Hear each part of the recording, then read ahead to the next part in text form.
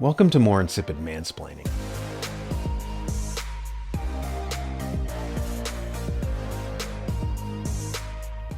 The John Birch Society has been warning for years that for America to regain its bearings, it would have to reestablish the Constitution and the original power dynamics forged in that document.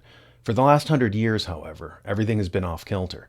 The Arabs have an expression: whoever accepts the silver is the servant, meaning if you're the one doling out the cash, you have the power. That was the original relationship between the states and the feds. The states funded the feds, hence the states were in charge. This was short-circuited, however, when Alexander Hamilton violated the Constitution and set up the First National Bank of the United States in 1791. As Thomas Jefferson pointed out, there was no constitutional authority to do this. Nevertheless, Hamilton used his influence, and the support of the Bank of England, to ram this institution through. 80% of its stock was owned by foreigners, most of whom were in the City of London. Hamilton was their agent in the United States. Eventually the people saw through it, and after the 20-year charter ran out, it was not renewed.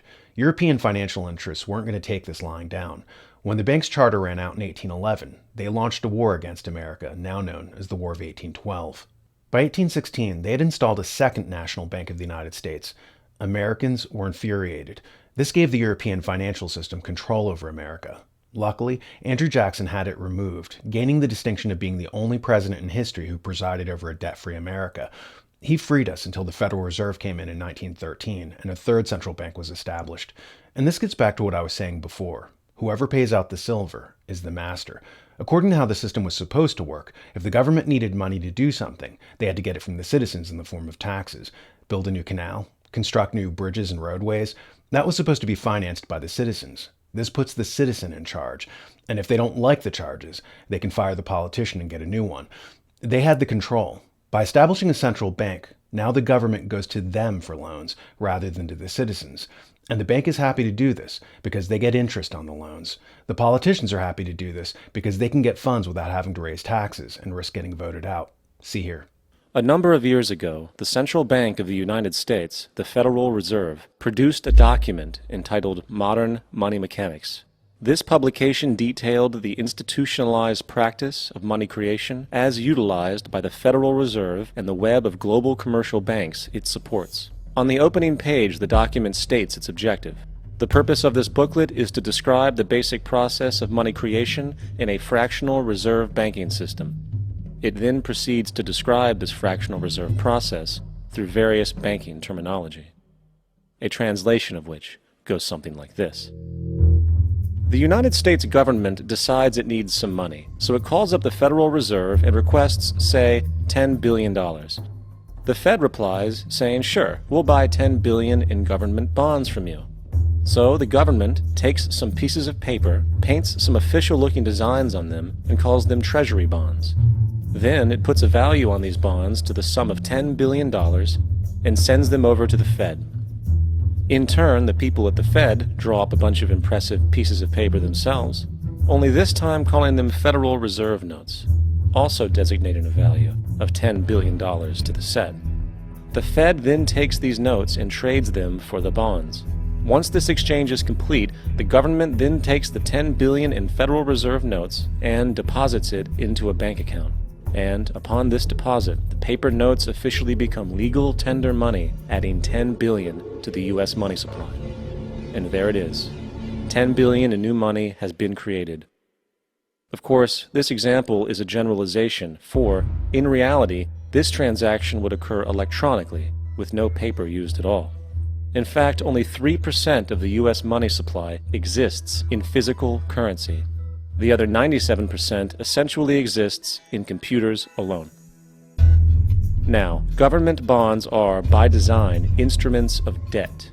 And when the Fed purchases these bonds, with money it essentially created out of thin air, the government is actually promising to pay back that money to the Fed.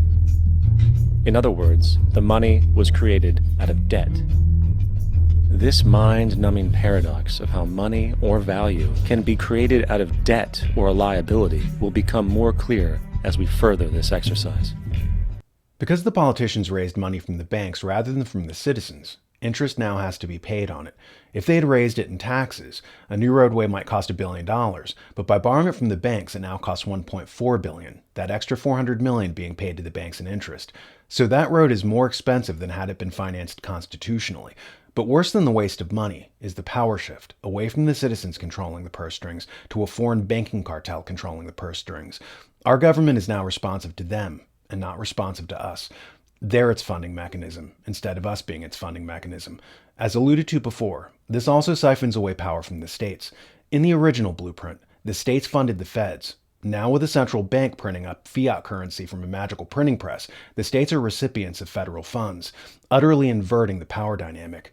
This gets even worse when you consider how they want to normalize welfare to the populace, calling it Universal Basic Income, or UBI for short. You hear a lot of the tech oligarchs promoting it. This is taxation in reverse. Instead of the citizen funding the government, now the government is funding the citizen. This is the classic master-slave relationship. To repeat, whoever pays out the silver is the master. In our original setup, we were the masters of the government. In the emerging system, the government is the master of the people. Step out of line and they shut off your money. Have the wrong political opinions and they starve you. This happened before in history. In England, in the Middle Ages, they had a proto-welfare system called the Poor Laws. Once beggars started to accept money from the state, they lost all their freedoms and were banished to the place of their birth, locked to a particular locality, like an open-air prison. Listen to Herbert Spencer talk about it here. And yet to those who look into the records of the past not to revel in narratives of battles or to gloat over court scandals, but to find how institutions and laws have arisen and how they have worked, there is no truth more obvious than that generation after generation must pass before the outcome of an action that has been set up can be seen. Take the example furnished us by the Poor Laws. When vianage had passed away and serfs were no longer maintained by their owners, when in the absence of anyone to control and take care of serfs, there arose an increasing class of mendicants and sturdy rogues preferring robbery to labor. When in Richard II's time authority over such was given to justices and sheriffs, out of which there presently grew the binding of servants, laborers, and beggars to their respective localities, when, to meet the case of beggars impotent to serve, the people of the districts in which they were found were made in some measure responsible for them, so reintroducing into a more general form the feudal arrangement of attachment to the soil and reciprocal claim on the soil.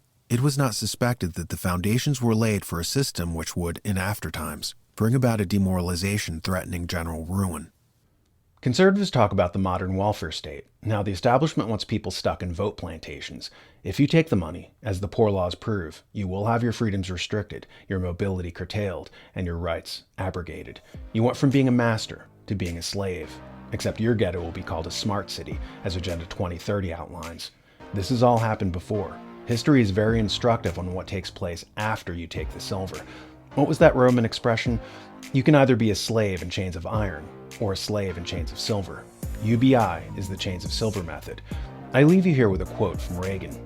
Socialists ignore the side of man that is the spirit. They can provide you shelter, fill your belly with bacon and beans, treat you when you're ill. All the things guaranteed to a prisoner or a slave. By the way, I'm going to shill shamelessly and tell you about my book, Actionable Ethics. It's out. You can get it in either paperback or the audiobook format. You can find it on Amazon.com or any of the other retailers. Check it out if you get a chance. But more importantly, shilling aside, check out The New American magazine. It's at thenewamerican.com.